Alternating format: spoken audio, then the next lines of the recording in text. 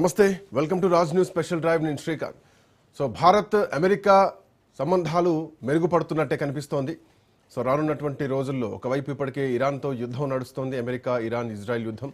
ఆ యుద్ధం నడుస్తున్నటువంటి క్రమంలోనే భారత్తో కొంత మిత్రత్వానికి అమెరికా ఒక అడుగు ముందేసినట్టుగా కనిపిస్తోంది. అమెరికా విదేశాంగ కార్యదర్శి మార్కో రూబియో ప్రస్తుతం ఢిల్లీ పర్యటనలో ఉన్నారు. సో ఈలోపే మోడీకి వైట్ హౌస్ నుంచి కూడా ఇన్విటేషన్ రావడం కూడా కొంత ఆసక్తికరమైనటువంటి పరిణామాన్ని చూపిస్తోంది. ట్రంప్ కూడా నాకు ప్రధానమంత్రి మోడీ అంటే చాలా ఇష్టం అంటూ కూడా ఆయన చెప్తున్నటువంటి కామెంట్స్ ఇవి భారత్తో మళ్ళీ మిత్రత్వం కోసం అమెరికా తొందరపడుతోంది అన్నది స్పష్టంగా కనిపిస్తోంది. సో ఇట్లాంటి నేపథ్యంలో అంటే అమెరికా ఉద్దేశం ఏంటి, మార్కో రూబియో పర్యటన వెనకాలన్నటువంటి కారణాలేంటి, జరగబోయేటువంటి వాణిజ్య ఒప్పందాలతో భారత్కి ఎట్లాంటి లాభం అండ్ అమెరికా వ్యూహం ఏంటి, ఇవన్నీ విషయాలు కూడా ప్రస్తుతానికి చర్చలోకి రావడం మొదలయ్యాయి. ఎందుకంటే రష్యాతో చమురు కొనుగోలు చేస్తున్నటువంటి సమయంలో రష్యాకు మద్దతు ఇస్తోంది, ఆర్థిక పరంగా భారత్ ఇండైరెక్ట్గా సహాయం చేస్తోంది చమురు కొనుగోలు చేస్తూ అని అమెరికా కామెంట్ చేస్తూ భారత్పై 50% సుంకాలను విధించడం జరిగింది. సో విధించినటువంటి నేపథ్యంలో అమెరికాకు అట్ ది సేమ్ టైం ఇటు భారత్కు కొంత అఫ్కోర్స్ విరోధం మొదలైంది. ఈవెన్ ఆపరేషన్ సింధూర్ నడుస్తున్నటువంటి టైంలో కూడా యుద్ధం ఆపాలంటూ, నేను చెప్తేనే యుద్ధం ఆగిందంటూ కూడా అమెరికా అధ్యక్షుడు మాట్లాడడం, మోరోవర్ పాకిస్తాన్ అంటే ఇష్టం అంటూ మాట్లాడడం, నవాజ్ షరీఫ్ను లేదంటే పాకిస్తాన్ ఆర్మీ చీఫ్ను వైట్ హౌస్ పిలిపించుకోవడం, సో భారత్ వ్యతిరేక కార్యక్రమాలకు చాలా సందర్భాల్లో చేయడం జరిగింది. సో ఇట్లాంటి నేపథ్యంలో ఎందుకు ఇప్పుడు అమెరికా ముందడుగు వేస్తోంది భారత్తో మిత్రత్వం కోసం అన్నది ప్రధానమైనటువంటి అంశం. ఎందుకంటే రష్యా నుంచి చమురు కొనుగోలు చేస్తున్నందుకే మేము 50% సుంకాలు వేస్తున్నామంటూ మొదట 25% వేయడం జరిగింది. ఆ తర్వాత ఇంకొక 25% వేసి 50% పన్నులు విధించి భారత్ను ఒక శత్రువులాగా చూసినటువంటి పరిస్థితి. భారత్కు ఒక శిక్ష వేసినంత పనిచేశారు ట్రంప్. బట్ అట్లాంటి ట్రంప్ ఆల్ ఆఫ్ ఏ సడన్గా ఎందుకు మనసు మార్చుకున్నారు, ట్రంప్ వెనకాలన్నటువంటి వ్యూహం ఏంటి, ఇవన్నీ కూడా ప్రస్తుతానికి కొంత చర్చ నడుస్తుంది. మోర్ ఓవర్ ట్రంప్ ఇంకా భారతీయులకు సంబంధించినటువంటి ఎవరైతే పౌరులు ఉన్నారో వాళ్ళ చేతులకు సంకెళ్ళేసి భారత్కు పంపించారు. సో ఈ విషయం భారతదేశంలో చాలా పెద్ద వివాదాస్పదంగా మారే. దీనిపైన విదేశాంగ శాఖ మంత్రి జయశంకర్ ఏకంగా పార్లమెంట్లో స్పందించాల్సినటువంటి పరిస్థితి. సో ఇలాంటి చర్యలు చేస్తూ కూడా భారత్ పైన తన విషయాన్ని జిమ్మారు ట్రంప్.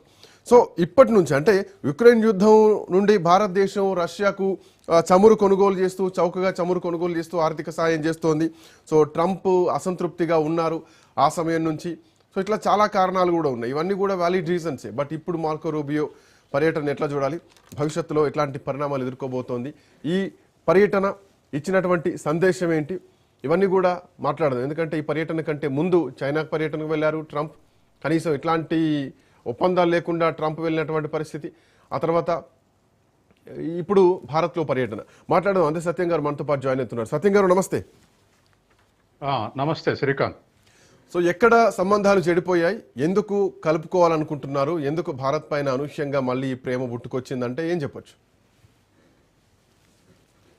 అమెరికాకు 3 లక్ష్యాలు ఉన్నాయి, తక్షణమే 3 లక్ష్యాలు ఉన్నాయి. ఒకటి, బయోలేటరల్ ట్రేడ్ అగ్రిమెంట్ సక్సెస్ చేసుకోవాలి. అవును, దానికి కావాల్సినటువంటి బ్యాక్గ్రౌండ్ తయారు చేసుకోవాలి. దానికి కావాల్సినటువంటి కండిషన్స్, తర్వాత మోడాలిటీసు, వీటన్నిటి కూడా దరిదాపు సంవత్సరంన్నరగా బాకీ పడి ఉన్నాయి. వాటినటిని క్లియర్ చేసుకొని అమెరికాకు పిలిచి, మన ప్రధానమంత్రిని అమెరికాకు పిలిచి దాన్ని ఫైనల్ చేసుకొని అనౌన్స్మెంట్ చేయాలనేటువంటిది మొదటి టార్గెట్. రెండవది, క్వాడ్ విదేశాంగ మంత్రుల సమావేశం జరగబోతుంది ఇండియాలో. అవును, దానికి కావాల్సినటువంటి మన మీద దరిదాపు quad it is meant for against China. అవును, కాబట్టి ఇది విదేశాంగ మంత్రుల సమావేశం సవ్యంగా జరగాలి, విభేదాలు బయటపడకూడదు అనుకుంటే దానికి కూడా కావాల్సినటువంటి గ్రౌండ్ తయారు చేయడానికి రూబియో ప్రయత్నం చేస్తూ ఉన్నాడు. ఇది గతంలో మంచిగా ఉన్నప్పటికీ, కంబైన్డ్ విన్యాసాల్లో పాల్గొన్నప్పటికీ మన మీద టారిఫ్లు విధించినప్పుడు మనం అసలు రెస్పాన్స్ ఇవ్వలే క్వాడ్ మీటింగులకు. అవును, దాంతో అసలు భారత్ బయటకు వస్తుందా క్వాడ్ నుంచి అనేంత దూరం ఆలోచనలు పోయినాయి. ఇప్పుడు అదే క్వాడ్ని యాక్టివేట్ చేయడానికి, భారతదేశం యథావిధి స్థానంలో పాల్గొనటానికి, భారత్ను ఒప్పించడానికి ఇవాళ రూబియో పర్యటన ఒక బ్యాక్గ్రౌండ్ తయారు చేయడానికి ఉపయోగపడుతుంది. ఇది రెండవ ఆబ్జెక్టివ్. ఉమ్, తర్వాత మూడోది వాళ్ళ డీల్స్, డిఫెన్స్ డీల్స్ కానీ లేదా కమర్షియల్ డీల్స్ కానీ లేకపోతే ఆ, ఇవాళ ఇంధనం సెక్యూరిటీ కానీ ఇటువంటి 3-4 డీల్స్ ఉన్నాయి. వాటిని ఫైనలైజ్ చేసుకోవడానికి తాపత్రయపడుతుంది. ఉమ్, దీంట్లో ఏది కూడా మన అఫెన్స్లో కాకుండా అమెరికా అఫెన్స్లో ఉండేట్టుగా చూసుకోవాలని ప్రయత్నం చేస్తుంది. ఉమ్, ఉదాహరణకు కమర్షియల్ డీల్ అంటే వాణిజ్య ఒప్పందం. ఆ వాణిజ్య ఒప్పందంలో వాళ్ళ అలీడ్ ప్రొడక్ట్స్ మనకి ఎగుమతి చేస్తే మనం అభ్యంతరం లేకుండా అంగీకరించడానికి, ఉమ్, కన్సెషన్ ఇవ్వటానికి ఒత్తిడి పెంచుతుంది. ఇది మొదటిది. అవును.